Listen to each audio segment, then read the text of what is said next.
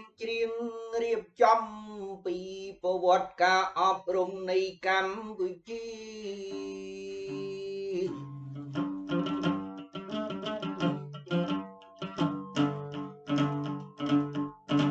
ចែកជូនសម្ដានប្រាងមីងមាលោកយាយលោកតាអ្នកស្ដាប់សំដីជំពើបជំពប់ជួបគ្នាម្ដងកុំឲ្យសៅមងនឹងអ្នកយឺបៃ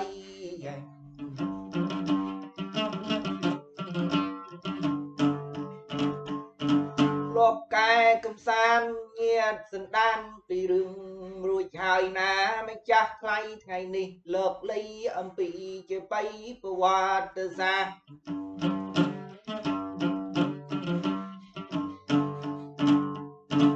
រៀបរាប់រឿងរ៉ាវស្រាវជ្រាវខ្លះជំនាញក្មេងចាស់បានដឹងសេចក្តីទៅតាមប្រវត្តិប្រកាសអ្នកស្រាវជ្រាវរាវចងក្រងបងឲ្យយូរខែថ្ងៃ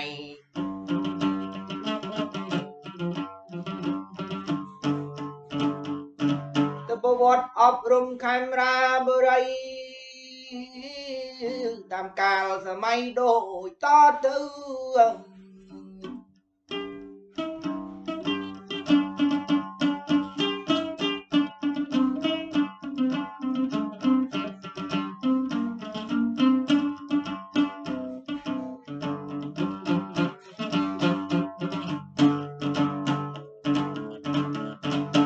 កាលដំបងបង្អស់ជំរាបអីចេះទៅចោះគេហៅសម័យបុរេប្រវត្តិ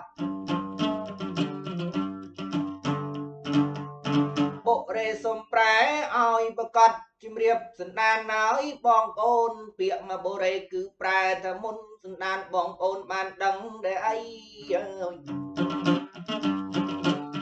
ចំណែកប្រវត្តិគឺជាការកត់ត្រាទៅនឹងខ្ញុំសុំគុំអក្សរាបុរេប្រវត្តិប្រកាសមានន័យមុនសម័យយើងមានអក្សរប្រើប្រាស់ណាម្ចាស់ថ្លៃគឺជាសម័យបុរេប្រវត្តិហើយ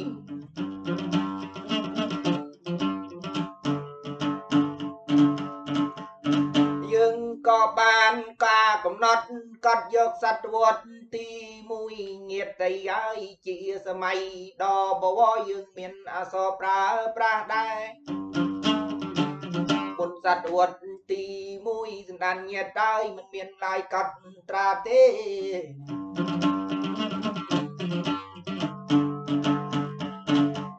ចុះសម័យនោះគេអប់រំយ៉ាងไงណាដែរនៅក្នុងនគរខ្មែរសន្តានឪម៉ែទីមេត្រីគឺយ៉ាងអញប្រកាសអប់រំតាមមាត់ទេកុំសង្ស័យ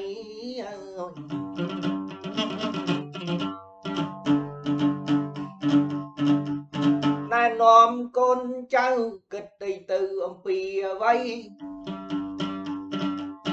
អត្តន័យគឺការសម្គាល់ធម្មជាតិនៅ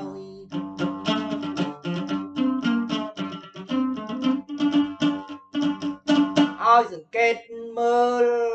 ម្ដងហើយម្ដងឯទៀតធម្មជាតិយ៉ាងណាណីពេលណាធ្លាក់ភ្លៀងពេលណាធ្លាក់រលឹម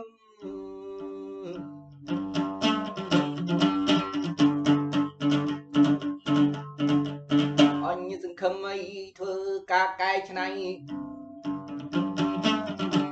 ពិបាករកឯកសារព្រោះឥតមានកន្លែងណាចាអី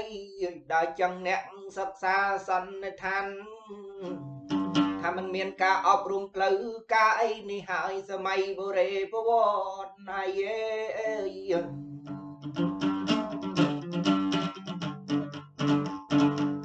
ឥតមានឯកសារទនាចារសម័យអប់រំបុរេប្រវត្តិ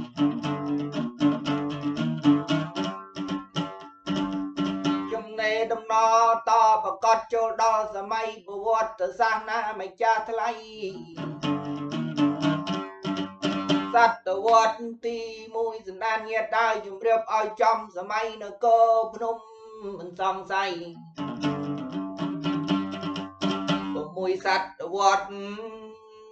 កាមេរ៉ាបុរីគេហៅសម័យនគរភ្នំខ្លះគេហៅប្រាប់ឲ្យចំគឺសម័យហ្វូណន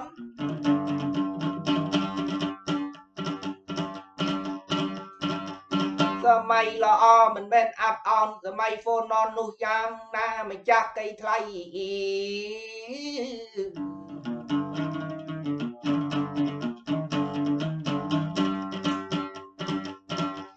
មានអ្នកស្រាវជ្រាវចងក្រងឥឡូវខ្ញុំរៀបរាប់ឲ្យដឹងដល់មកទៅការអប់រំសម័យនោះយ៉ាងម៉េចទៅណីដោយសារឥទ្ធិពលឥណ្ឌាចូលក្នុងបុរី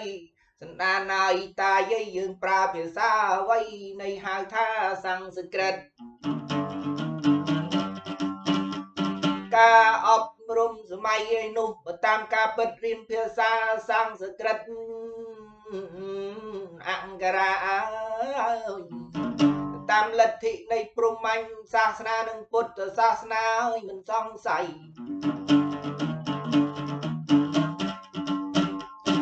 ពីការអប់រំទស្សនវិជ្ជាតាមមេគីអង្គព្រះពុទ្ធចិនស្រីប៉ុន្តែមានតែអ្នកធំនឹងគ្រូសាអង្គសត្វថ្លៃរាជវង្សហើយនោះឯងនៃដែលបានតម្លៃនៃការសិក្សាអ្នកទីក្រមិនមានឱកាសជម្រាបឲ្យច្បាស់រឿងជាក់ស្ដែង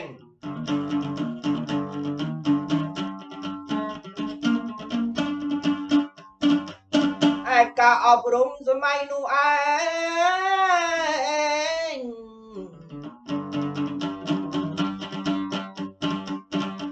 គឺអស្ចារ្យអប់រំបែបសាសនាមានន័យចាវិទ្យាសាស្ត្រដូចយើងសពថ្ងៃ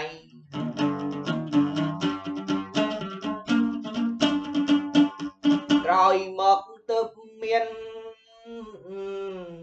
ប្រែអាត្មាដល់សម័យចេនឡាការអប់រំល្អប្រពៃប៉ុន្តែកូនអ្នកស្រែចំការជនបទញាតសន្តានហើយមិនមានន័យឡើយឱកាសរៀនអីមានតែរាជវង្សកូនអ្នកមើលកូនមន្ត្រីដែលមានតម្លៃមានការសិក្សា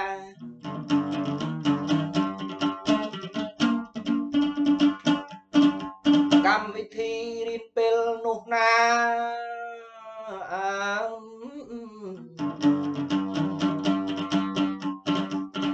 អស្ចារ្យយ៉ាងប្រកបមានន័យចាមានកំណត់រៀនអំពីតារាសាស្ត្រ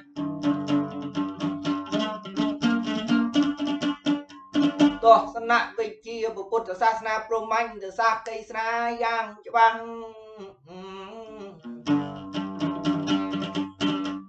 គណិតសាស្ត្រភាសាសំស្ក្រឹតហើយនឹងបាលី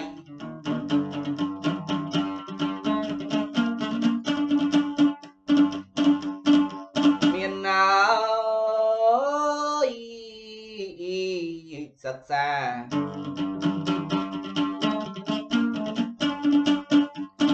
តាមបែបសាសកេស្នាក៏ប៉ុន្តែមានការប្រែប្រួលដ៏ល្អប្រពៃឲ្យមនុស្សកយចេះដឹងរបស់បែបវិទ្យាសាស្ត្រចេះកែច្នៃនៅក្នុងសម័យឲ្យចេះឡើយ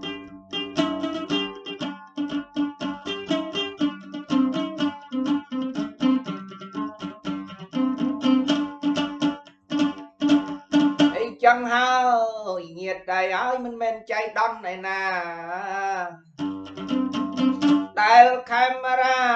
ល្អបវរអាចសង់អញប្រាសាទសម័យអង្គរ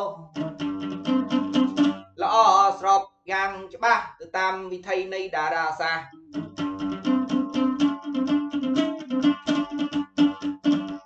បាសកាយដោយកម្មវិធីសិក្សាល្អប្រពៃសម័យចេនឡាហើយកាមេរ៉ាភាសាចាប់ឲ្យចងចាពីសម័យនឹងដែរហើយឈ្មោះកម្ពុជាស្ដានមីមានដឹងដែរទេមានពីសម័យនោះដែរមិនចាំថ្លៃអើយ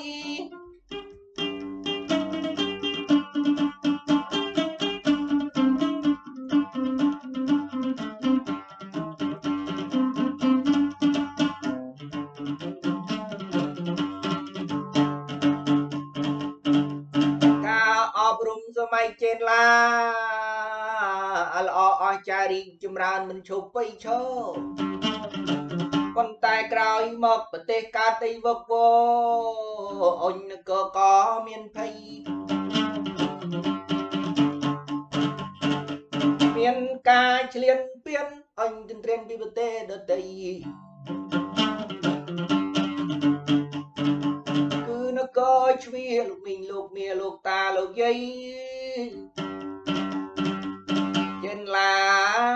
ចុះខ្សោយក្រៃបែកដីទៅជាពីរអើយ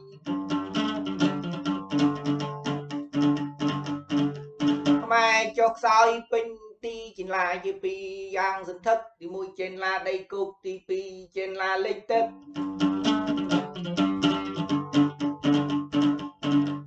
ចុះខ្សោយសន្ធឹកយើងក៏មានភ័យក្រោយមកទើបចូលសម័យអង្គរដល់លបាញ់ល្បី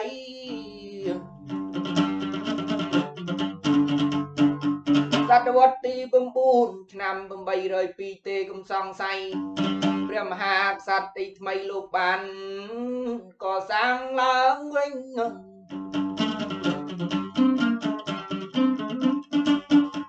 បន្តពីប្របាទជ័យវរ្ម័នទី2អុចសំភីបង្រួមជាតិសូមជម្រាបសន្តានអើយលោកញាតបង្រួមមីជាតិល្អអស្ចារ្យបង្រួមសាសនានៅលើទឹកដីកសាងប្រទេសឲ្យកុំកើងឡើងបវរសម័យអង្គរដល់ថ្លៃ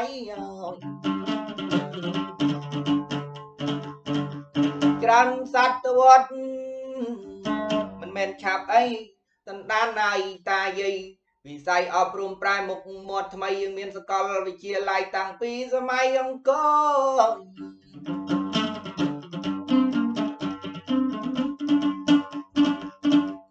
មានសាលាបឋមសិក្សាមធ្យមសិក្សា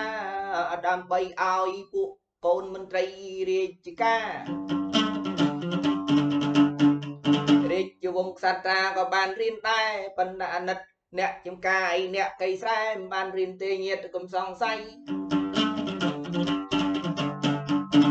កាលនោះឯងណាយរៀនសត្រា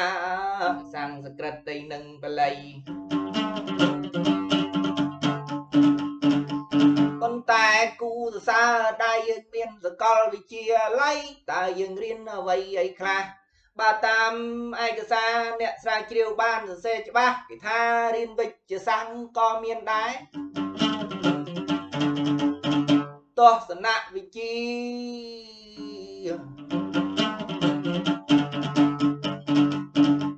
ដែលមានឥទ្ធិពលនៅនគរខ្មែរសន្តានដឹងដែរគឺទស្សនវិជ្ជាពុទ្ធសាសនាហើយនឹងមួយទៀតជំរាបឲ្យចំគេហៅថាសាសនាព្រហ្មឬក៏ព្រហ្មញ្ញសាសនា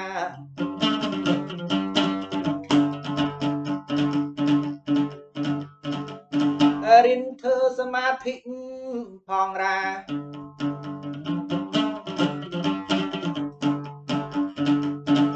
នឹងវិជ្ជាបែបគណិតសាស្ត្រអើយរៀនលេខរៀននុពន្ធលេខបូកលេខដកលេខចែកលេខគុណអញសន្តានស្ដាប់ឲ្យច្បាស់ហើយក៏រៀនតែផ្នែកតារាសាស្ត្រ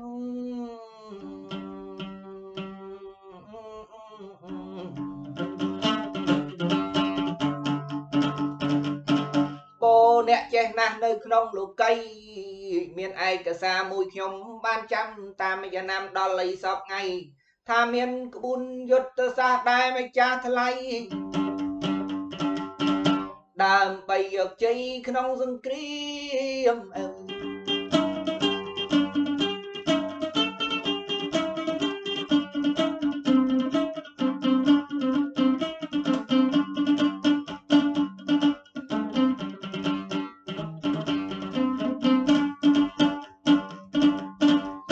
ហើយនគរខ្មែរជាប់នាមអើយ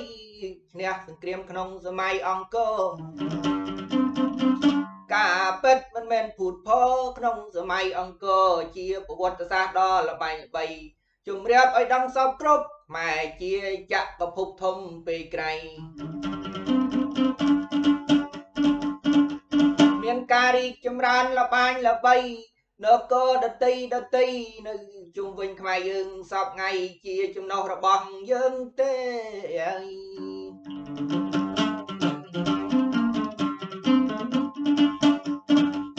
ការអប់រំសម័យនោះណា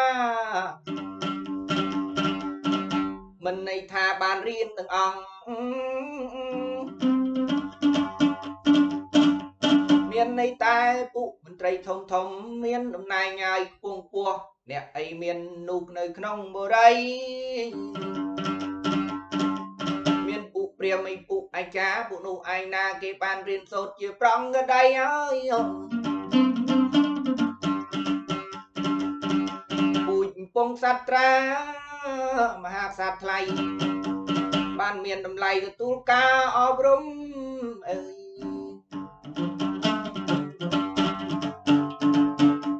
ប៉ុន្តែជំរាបឲ្យដឹងប្រកបណែកព្រះពុទ្ធសាសអើយស្នាបានបង្រៀនវិន័យបល័យធម៌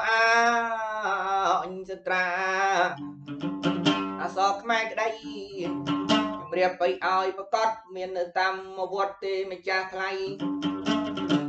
អាចផ្ដល់ឱកាសខ្លះដែរដល់អ្នកចំការអ្នកស្រែប្រុសស្រីតាមរយៈនោះអីគឺវត្តអារាមហើយ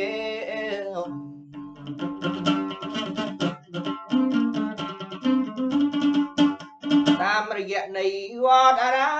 មអើយ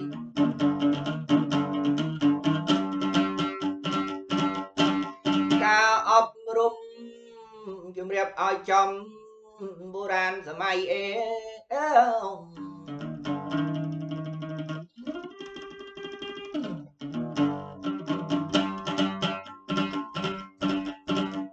មិនសូវមានលក្ខណៈវិជាសាស្ត្រដូចយើងឥឡូវអីបុរាណសម័យច្រើនតែកិច្ចការ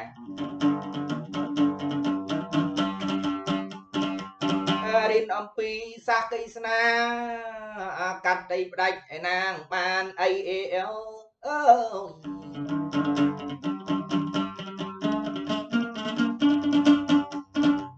ម៉ែយើងមានអសរជំរាបប្រកបមិនភូតដីផងប៉ុន្តែនៅតែប្រើភាសាសំស្ក្រឹតហើយនឹងបល័យ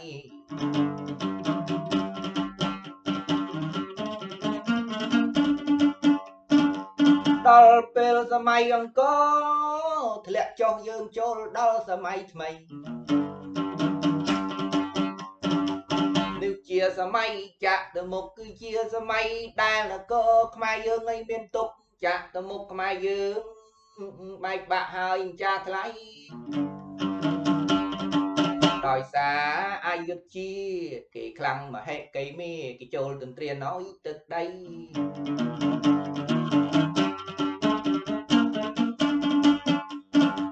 ហើយកាលនោះឯងនៃ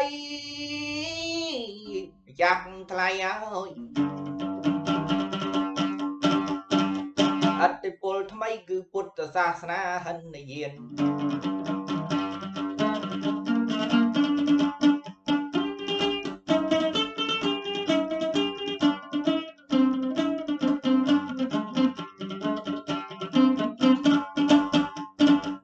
ជំរាបអស់ញាតិសន្តានអើយយើងមិនសូវបានទទួលបាននៃការអប់រំអីប៉ុន្តែតែមានកំណែទម្រង់ដ៏ល្អមានផ្លូវលោកមាននៃផ្លូវធម៌គង់ឲ្យរៀនដល់កូននៃចៅខ្មែរនិងប្រុសស្រីពួកអភិជនគេមានឱកាសច្រើនណាស់ណាស់ដើម្បីសិក្សា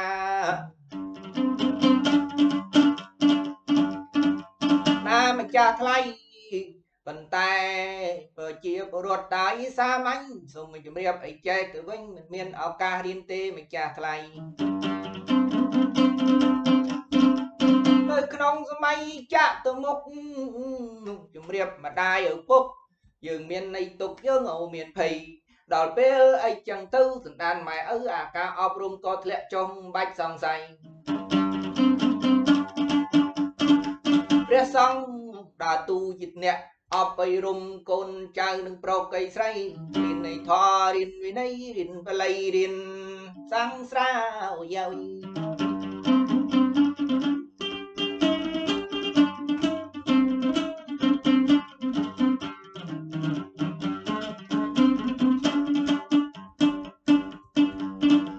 មកដល់សម័យលងវែកអើយ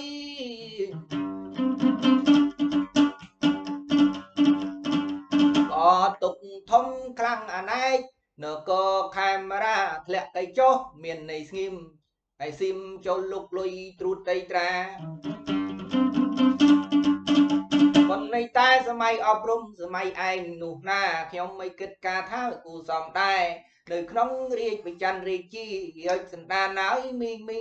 ស្ដាប់ចោះនៅក្រុងអ្នកស្រែព្រះអង្គមានបញ្ញាថ្លាម្លេះទេអញប្រកាសឲ្យគេចងក្រងពីសត្រាល្អហួសកំណត់មានអ្នកប្រាជ្ញមានបណ្ឌិតពិតមានកវីរៀបไปចំកសាងស្រុកកៃទេមិនប្រហែលកាយមិនធ្វេសឲ្យខ្លាំងនៃជាងនៅកើដទៃ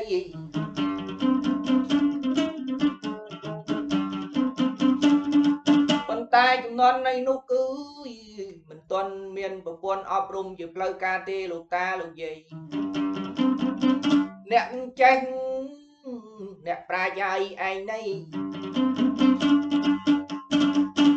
ភាគទៅច្រើនចេះផ្នែកសាសនាអុយ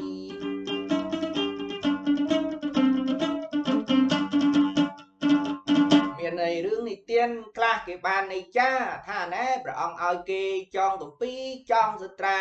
ច្រើនរើពុទ្ធោដាក់អីក្នុងពោះបកោ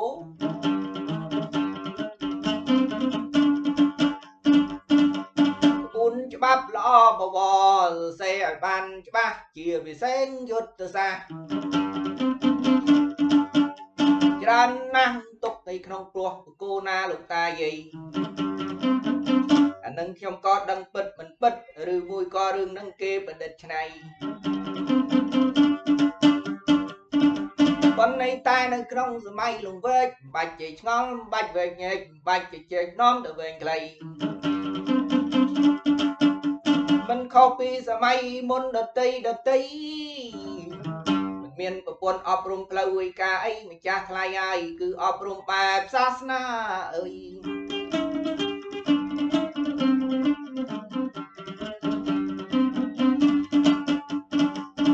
វែកមិនបានយូរលងចូលមកដល់ដងសម័យសម័យយើងក៏មានន័យទុកមានន័យភ័យរាជបរិយស្ទើរសូនសង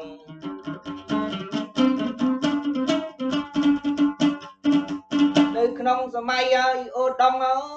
យដើរមកដងសម័យយុទ្ធសន្តានហើយជំរាបទៅចោះទាំងស្រីទាំងប្រុសនៅស្ដាប់ជាបៃ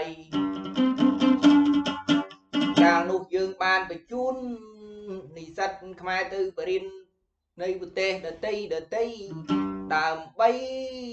ក្រេបយកសិលវិន័យហើយនឹងធម៌អាតាមក្បួនពុទ្ធសាសនា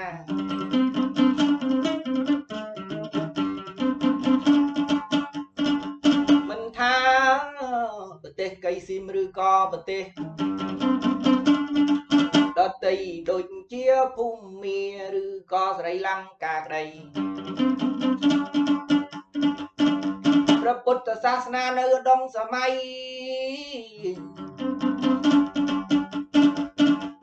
រីកចម្រើនហើយខ្លាំងក្រៃហើយបានផ្សាយភេទដល់វិស័យអប់រំ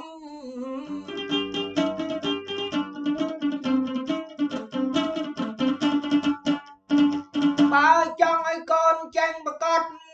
បញ្ជូនកូនទៅវត្តឲ្យសិក្សាមិនមានសាលាដូចយើងឥឡូវទេឯណាអើយធម្មសិក្សាឬអនុវិទ្យាល័យឲ្យចង់ចេញយ៉ាងប្រកាសរៀនទៅវត្តបានតែក្មេងប្រុសមានន័យទេណោះក្មេងស្រី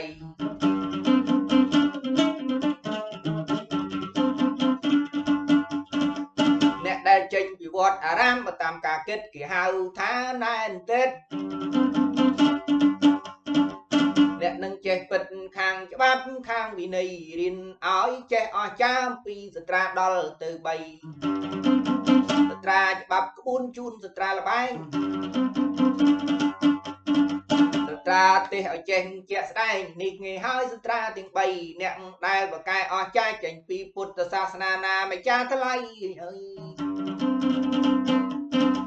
ព្រះពុទ្ធសាសនាដើរតួយ៉ាងហំក្នុងវិស័យអប់រំឧត្តមសម័យ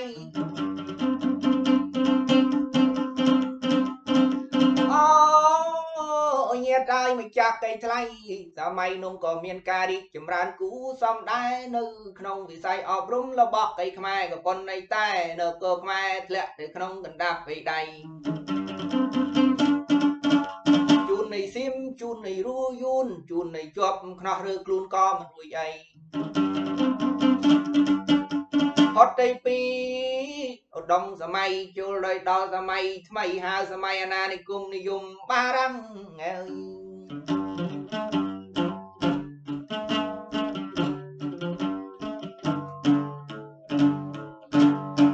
វិស័យអប់រំប្រែប្រួលជាខ្លាំងបារាំងរៀបចំមានប្រព័ន្ធថ្មីបើតាមខ្ញុំដឹងបើតាមខ្ញុំចាំទំនើបប្រកម្មឲ្យតនសម័យ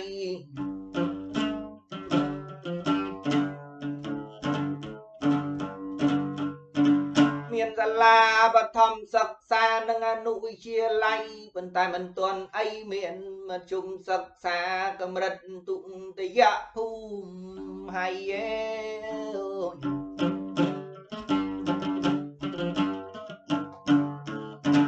ប៉ុន្តែខ្មែរយើងដែលចេញប្រកបគឺចេញពីវត្តចេញពីអារាម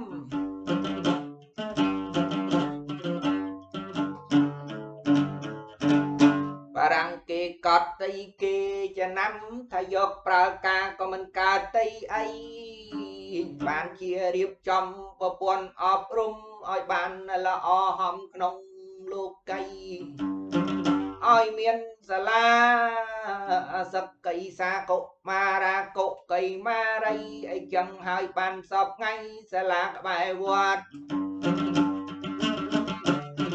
ឲ្យរៀនចេះភាសាខ្មែរគណិតវិទ្យាឲ្យប្រកបសាលាក្បែរវត្តចេះភាសាបារាំងថ្មី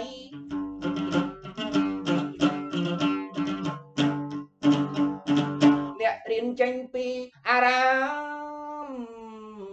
តាមចំណាំចេញស្ត្រាចេញបល័យបារាំងយកប្រើការមិនបានអីចឹងបានជាគេលកកៃលៃឆ្នៃឲ្យមានទំនើបកម្ម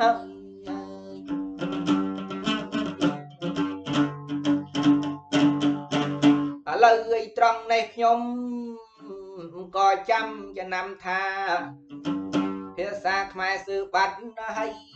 បារាំងគេចង់កែឲ្យភាសាខ្មែរតាមសាសកៃគេទេកុំសង្ស័យដោយសារវត្តអារាមមានបណ្ឌិតតីមានកវីមានអ្នកចេះមានអ្នកលបាញល្បីទុកស្នាដៃឲ្យអសរខ្មែរហើយ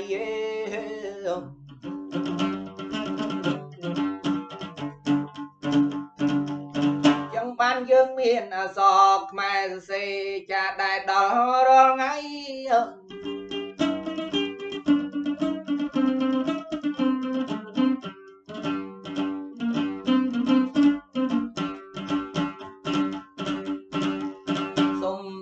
ប៉ុណ្ណឹងទៅចង់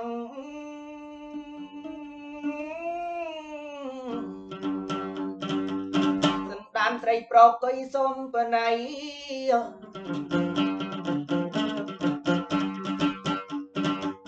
រឿងរ៉ាវវែងឯណាខ្ញុំចាំច្បាស់ក៏មិនអស់អីហើយម្យ៉ាងទៀតសន្តានឪម៉ែមិនសូវសបោឯកសារភាសាខ្មែរសិក្សាយកឯកសារគេដតីចងត្រង់យ៉ាងច្បាស់វត្តសាស្ត្រកាយយ៉ាងហំវិស័យអប់រំក្នុងខេមរាបុរី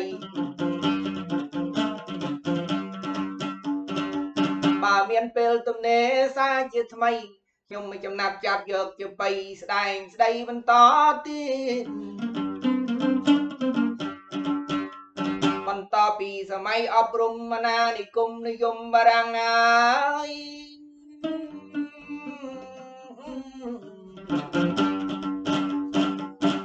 អីឥឡូវតតាំងរហូតមកដល់សង្គមរាស្ត្រនិយមសម័យថ្មីសាធារណតីរដ្ឋដីខ្មែរបង្ហូរបង្ហាមកដល់ឥឡូវ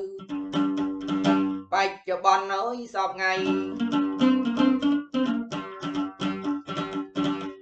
ពេលលាគ្រានឹងអីសុំអភ័យសន្តានហើយប្រុសស្រីបញ្ចប់សេចក្តីប៉ុណ្ណឹងហើយហើយអើយសុំអីសន្តាននៃញាតឲ្យឃ្លាតពីទុកបានសុខហើយនឹងធូរស្បើយ